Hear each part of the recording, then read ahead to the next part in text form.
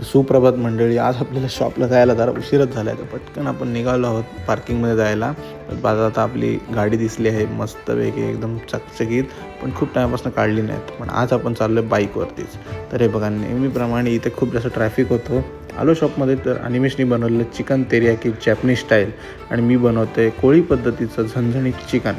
तर पटकन भात लावलं आणि जेवायला बसलो. आज भात जास्त लावलं कारण 2 जण रात्री आपल्याला परत जॉईन करणार आहेत आपल्या कॅफेमध्ये, तर जास्त लावलं. 5:30 कधी वाजले कळलंच नाही कारण जेवणच लेट झालं. मग आपल्याला ऑर्डर आलेली चिकन विंग्स इन स्क्रीमिंग सॉसची, जी पटकन आपण बनवली आणि दिली.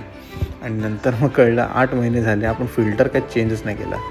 आणि नंतर पटकन चेंज करून टाकलं ते. आणि मग वाजले 10:45 आणि नंतर आलेले एक शेवटचे कस्टमर, त्यांना पण आपण दिलं खायला. आणि नंतर दर्शन आलेला दाखवायचंच राहिलं आणि सुष्मित पण आज आलेला.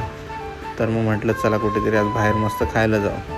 तर गाडी चालू केली आणि आता आम्ही आलो आहोत साईनाथ खानावर, जे रात्री आपल्याला जर थाली खायची असेल 12 नंतर तर हे एकच बेस्ट ऑप्शन आहे आपल्याला पुण्यामध्ये. आणि हे त्याच्यासोबत मस्त भाकरी, तर ती पण एकदम गरमागरम असते. आणि हा रस्सा जो आहे ना, तो मला चिकनपेक्षा जास्त या थालीचा बेस्ट पार्ट वाटतो, तो म्हणजे हा रस्सा. आणि त्यांच्यासोबत खायला असतो Indrayani rice with ghee, best.